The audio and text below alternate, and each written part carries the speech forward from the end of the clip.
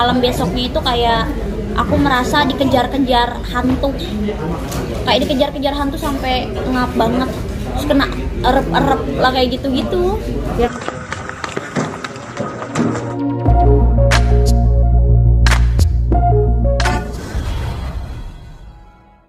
Teteh mungkin update lagi tadi yang ketinggalan soal santet ini seperti apa sih Teh? Mungkin cerita kronologinya sendiri. Kronologisnya itu capek ya ceritanya. Bentar. Ya cerita aku merasa dikirimin santet ataupun guna-guna itu ya setelah karyawan aku kerasukan dan panggil salah satu nama. Nah ini keluar nama orang, jadi pokoknya biar usahanya tutup. Gimana ya ngomongnya, itu sih yang kerasukannya sebelah sana. Gimana ini tuh usahanya tutup, kayak bangkrut gitu. Dan sebenarnya dia tuh kayak mau nembaknya ke aku, cuman aku nggak tahu nembak ke karyawan aku biar apa. Nama yang disebut yang terduga pengirim apa gimana sih Teh? Yang terduga pengirim, aku kan itu kan nggak bisa dibuktiin ya, cuman kayaknya dia memang nggak suka sama aku sih. Oh memang ya, ada. Jadi dia pernah nyerang aku di sosial media lah. Memang ada track record kurang baik lah Teteh sama orang itu. Iya. Gangguannya selain si karyawan Teteh yang kerasukan, ada apa lagi sebelumnya atau setelah? Jadi aku kayak 3 hari sebelum kerasukan mereka tuh kayak mimpi terus. Jadi aku pernah mimpi kayak ada orang pakai apa ya, pakai masker hitam, terus dia tuh kayak bawa pisau, terus kayak aku disiletin gitu. Jadi dia kayak nyerang aku tapi aku kayak gini, terus ini aku tuh kayak berdarah-darah gitu, berasanya begitu kayak gitu. Terus malam besoknya itu kayak aku merasa dikejar-kejar hantu, kayak dikejar-kejar hantu sampai ngap banget, terus kena erep-erep lah kayak gitu-gitu. Jadi kayak aneh aja selama 3 hari itu. Mungkin itu memang dikirim kalian, maksud tuh bener-bener dibombardir, kirimnya langsung gitu banyak. Berarti berturut-turut gitu Teh. Kejadian yang sebelumnya nggak pernah dialamin ya? Nggak pernah. Jadi yang ngerasain tuh sebenarnya adik aku, kayak Teh ini kok ada belatung sih di rumah kita, terus ada kayak kiriman apa lagi ya, bukan belatung sih, apa namanya tuh, kayak semut tapi banyak segini. Itu di dalam rumah, di bagian di dalam rumah.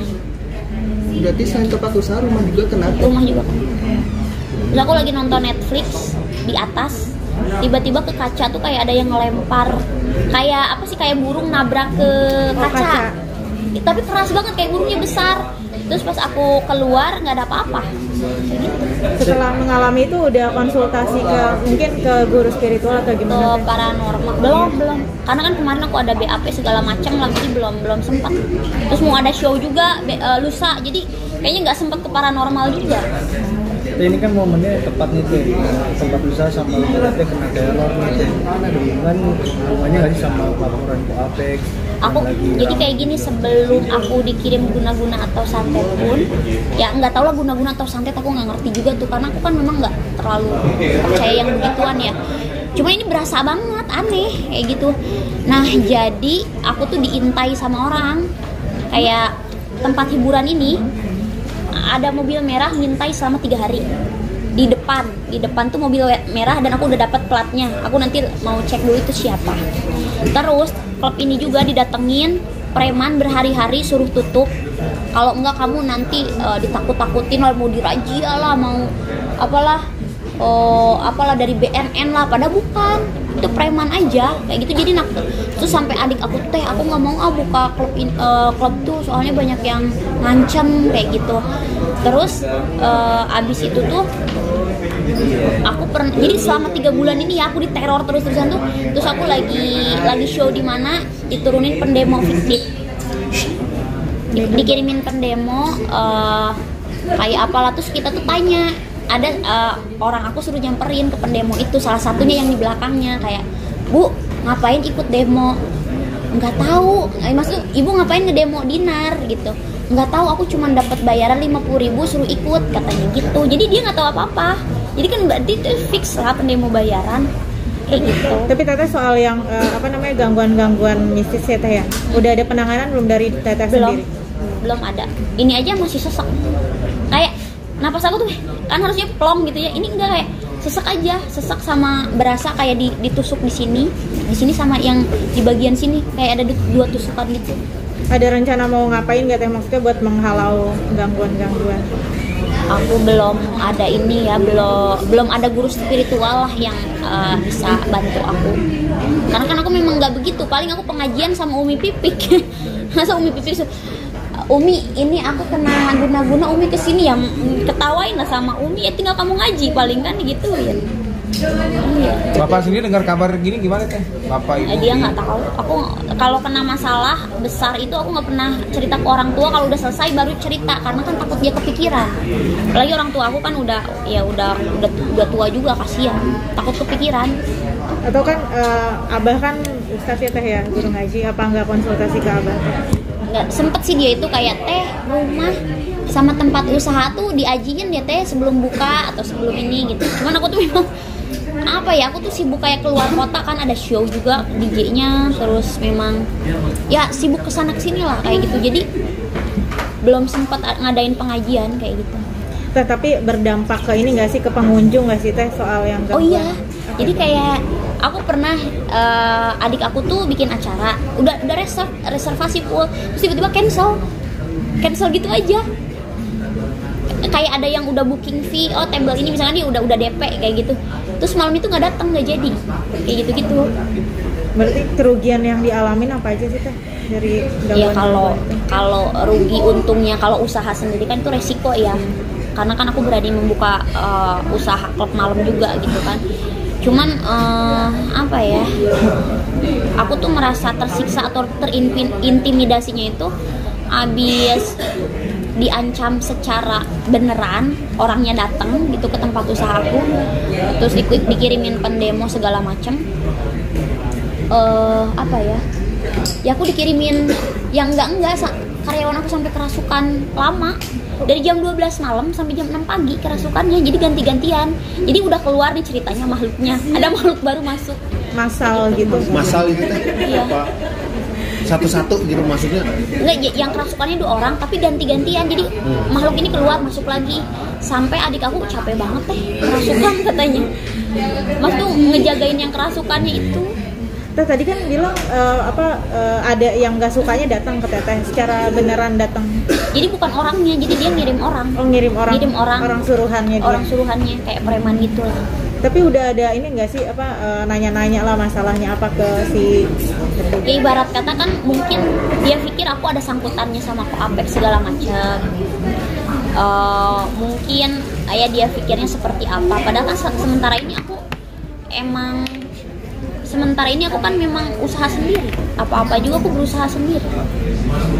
Tapi yang dari kiriman itu dari yang ada belatung ya tadi. Ada belatung. Apa yang pernah itu sempat diabadikan nggak sih, mesti berbukti lah. Kalau yang adik aku yang cewek ada, tapi kalau yang kerasukan itu di videoin semuanya ada, sampai keluar nama itu kan aku tahu, cuman kan ya kalau keluar nama orang secara guna-guna kayak gitu kita nggak bisa buktiin juga, jadi ya kalau video-video kerasukannya banyak karena kan di-share di tempat kerja kan sama adik aku. Tapi kan selain misi juga tadi dapat istilahnya pengancaman ya teh ya? Apa mau ngelaporin ke? Nggak, aku sih mau minta perlindungan ke Komnas Perempuan sama ke Komnas HAM, karena kan maksud tuh orang-orang fiktif ini ngapain gitu terus ngejar aku selama 3 bulan ini loh. Aku jadi kayak aku diintimidasi selama 3 bulan. Bisa dibilang kan sekarang posisi agak terancam ya teh ya. Cara melindungi diri sendiri gimana teh? Aku tuh nggak ngeh ya mereka siapa, ya itu pasti lawan-lawannya Koapek lah. Cuman kan aku udah pernah bilang ke lawannya, kalau kamu bermasalah sama Koapek ataupun apapun itulah, aku nggak ikutan. Aku bilang silakan aja kalian secara antar cowok gentleman selesaikan, tapi jangan, maksud itu aku di sini perempuan dan aku nggak tahu apa-apa, nggak tahu secara detailnya masalah kalian seperti apa, jadi jangan aku terus-terusan yang diincarnya, biar apa gitu. Tapi dari point of view teteh sendiri, apa sih yang merasa teteh kok jadi sayang diincar gitu? Karena apa? Ya mungkin mereka pikir aku ada hubungan spesial dan aku mensupport Koapek mungkin. Kayaknya yang mereka pikir kayak gitu. Tapi kan kita nggak tahu dalamannya seperti apa. Kalau secara dilihat kan Koapek pengusaha dan dia alpha. Aku juga secara ininya aku tuh ngotot banget loh. Aku tuh cewek yang pengen bangun usaha sendiri, terus aku entertain dan penghasilan dari entertain sendiri. Aku juga alpha. Jadi kalau buat disatuin tuh kita sebenarnya agak susah. Aku sama Koapek itu sama-sama bentrok.